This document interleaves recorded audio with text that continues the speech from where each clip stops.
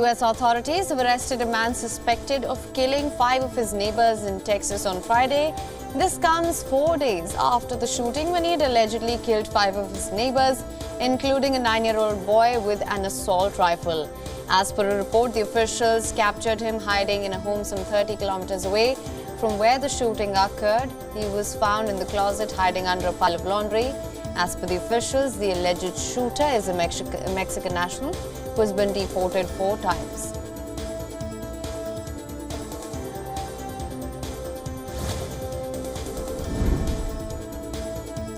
Sudan's warring generals have agreed to a 7-day ceasefire, which is set to go into effect from the 4th of May. This was brokered by the South Sudan government. Critics remain skeptical about enforcement of this announcement. The previous 24 to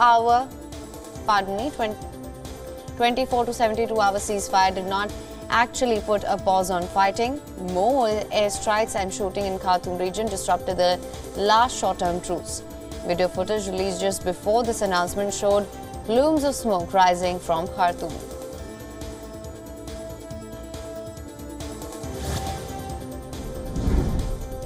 Sudanese Americans and others with dual nationalities boarded small boats off a ship in Port Sudan to evacuate. This comes just as Sudan's generals agreed to a 7-day truce. They were assisted by UK and US government representatives and will be taken to either Jeddah or Cyprus. Fighting in Sudan has now reached its 3rd week and engulfed the Sudanese capital Khartoum, one of Africa's largest cities, for the first time and killed hundreds of people.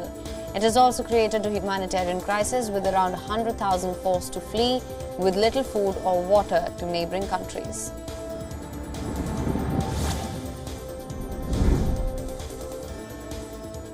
1,500 active-duty U.S. troops will be sent to the border with Mexico from the 10th of May. This as per the Pentagon. The troops are being deployed to prepare for a possible rise in illegal immigration since COVID-19 border restrictions will be lifted later this month. The so-called Title 42 restrictions, set to end on the 11th of May, will allow U.S. authorities to rapidly expel non-Mexican migrants to Mexico without the chance to seek asylum. The active-duty troops will conduct ground-based monitoring, data entry, warehouse support to free up border agents and fill critical capability gaps. The force will be in addition to the ongoing deployment of about 2,500 National Guard troops.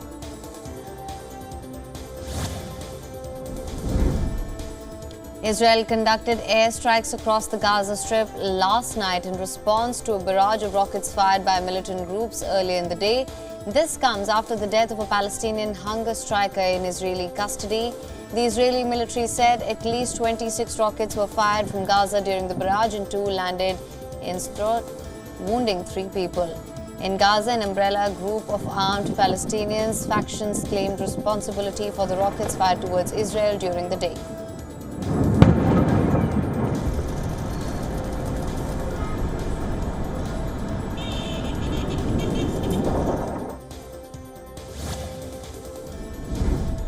UK police arrested a man outside Buckingham Palace for allegedly throwing shotgun cartridges into the compounds of the palace.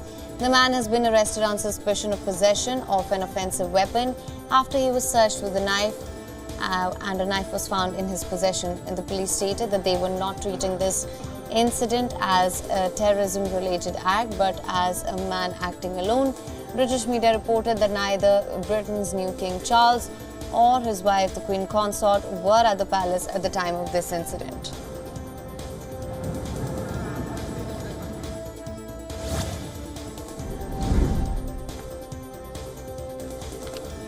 A second train derailed in the Russian region of Bryansk near the border with Ukraine after an explosive device detonated nearby. The Russian Investigative Committee released a short video showing detectives at the scene with train cars lying on the ground. No injuries were reported.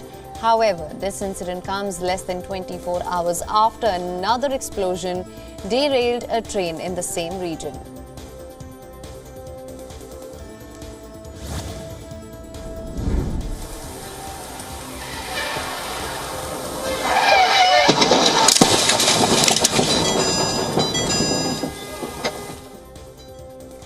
police officer narrowly escaped a high-speed crash with only minor injuries during a routine traffic stop in Virginia. Footage from his patrol car caught the moment when a sports car lost control on the opposite lane and slid into the area where the officer was conducting a traffic stop and hit the officer, the stopped car and the police vehicle as well. The driver of the stopped vehicle was taken to the hospital with minor injuries and has been released since. Police said that the juvenile driver of the sports car and 2 passengers sustained minor injuries also. The juvenile was charged with reckless driving.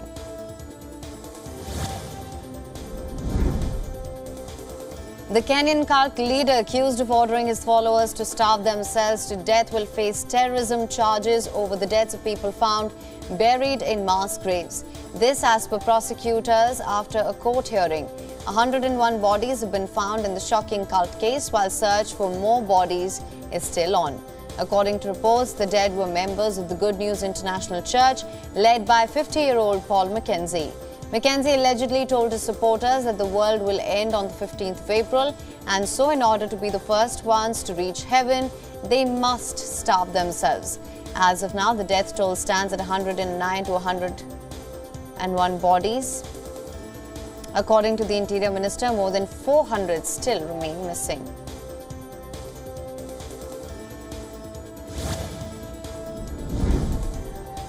U.S. Vice President Kamala Harris met Philippines President Ferdinand Marcos Jr. She sought to underscore the United States' commitment to defend its ally, particularly in the South China Sea. Reportedly, Marcos is as concerned as one could possibly be about the situation. With the latest meeting, the United States and Philippines reaffirmed their decades-old security alliance. This trip marks a dramatic turnaround in relations as both countries seek ways to push back against China's increasingly aggressive actions near Taiwan and the South China Sea.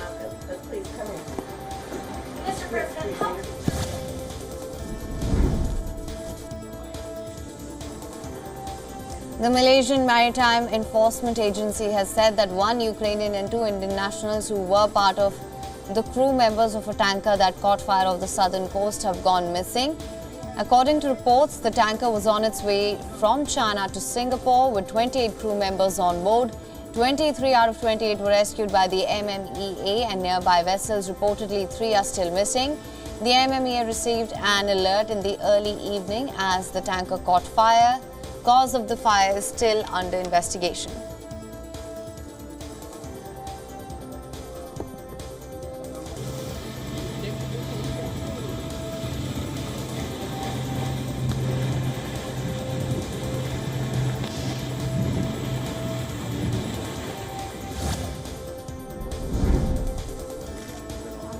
After massive pay strike protests by UK's health workers, relief is on for Britain's infrastructure as majority of the unions have accepted UK healthcare pay offer.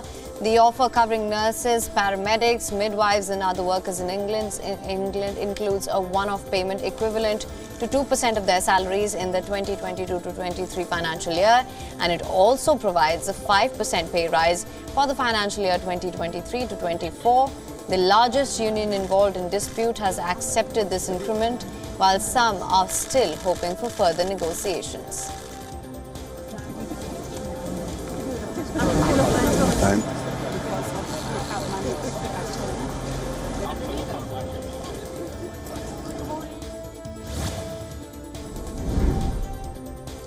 Migrants stranded on the border between Peru and Chile blocked the Pan-American highway connecting the two countries. By laying on the ground, they sought to cross in front of the people who sought to cross the Peruvian side. The migrants have been stranded for 19 days in the border area without being able to cross to the Peruvian side while facing extreme temperature. Many of them are Venezuelans seeking to travel on foot through Peru, bound for their home in Venezuela. The Peruvian government declared a state of emergency on its borders last week in a tightening of its immigration policy.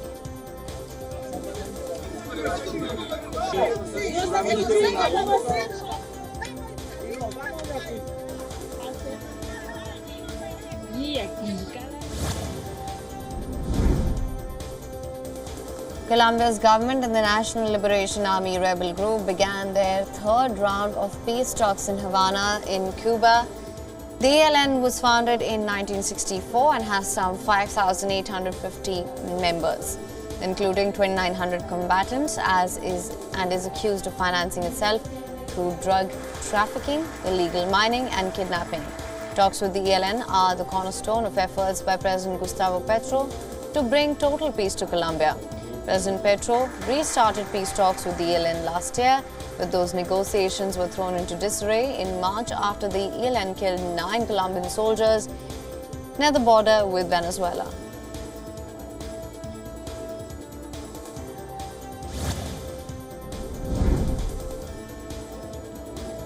The Bulgarian prosecutors demonstrated in support of the country's Prosecutor General Ivan Mishev, who reportedly escaped an attempted assassination the day prior.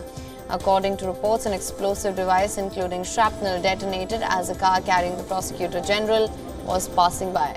Mishev is a controversial figure in Bulgaria, and his appointment in 2019 attracted protests by critics who felt that Mishev did little to tackle high-level corruption in the country.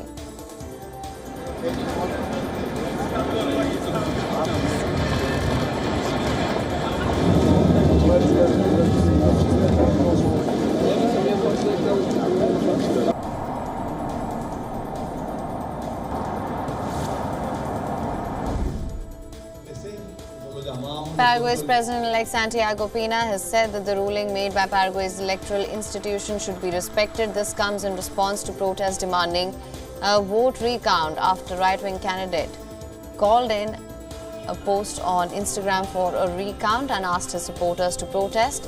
The runner-up also called for a recount and for an international audit of the computer programs used in electronic ballot boxes. As a result, clashes were reported between police and Cuba supporters.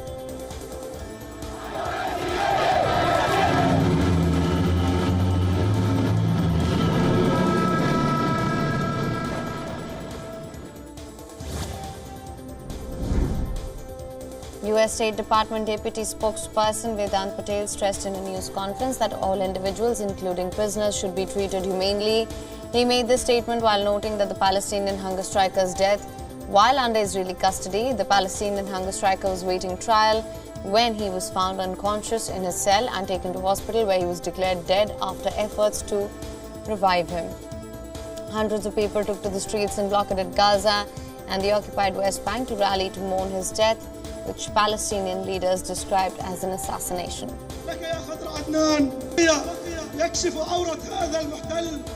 ويكشف عورة المؤسسات الدولية والإنسانية. أيها الإخوة الكرام. The district attorney and the defense in the killing of Cash App founder Bob Lee sparred over the victim's drug use, detailed in a newly released autopsy report. The toxicology report indicated that Lee had alcohol and cocaine in his system when he died on the 4th of April. The defense attorney for the suspect said Bobby Lee's system is like the Walgreens of recreational drugs. The district attorney responded to the comments saying that regardless of whether somebody has or has not done drugs, it does not give someone else a license to kill them.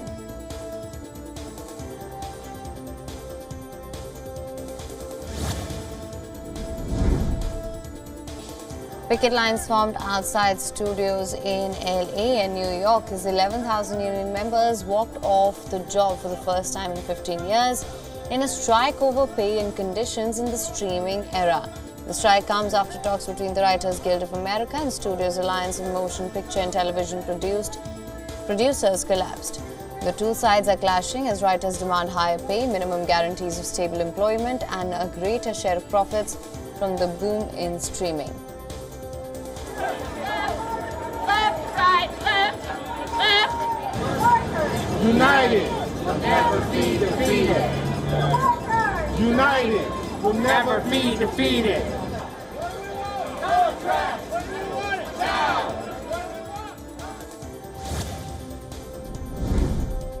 A 5.2 magnitude earthquake jolted the city of Baoshan in southwest China's Yunnan province last night. The quake was clearly felt in cities including Dali, Lijiang, Shuizhuang and Mangxi in the province. Another 4.4 magnitude earthquake with the same depth occurred around 11 minutes after the first tremor. According to the monitoring agency, the Provincial Emergency Management Department immediately launched a rescue plan, mobilizing a 600-strong team, demolition equipment and life detectors from neighboring cities to rush to the affected areas.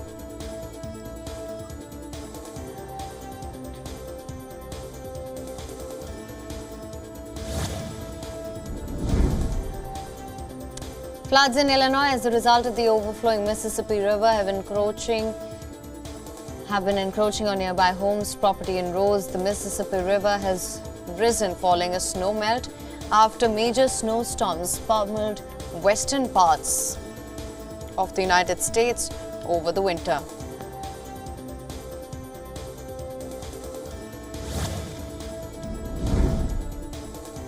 Devotees in India's temple town of Madurai thronged to the iconic Meenakshi temple to witness a divine wedding rituals with God Sundareshwarar.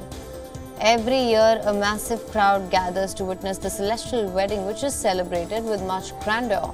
The priests convert the temple premises into a wedding hall where they perform the rituals. A priest enacts as the groom and ties the sacred thread around the neck of another, who performs the role of goddess Meenakshi in the symbolic ceremony.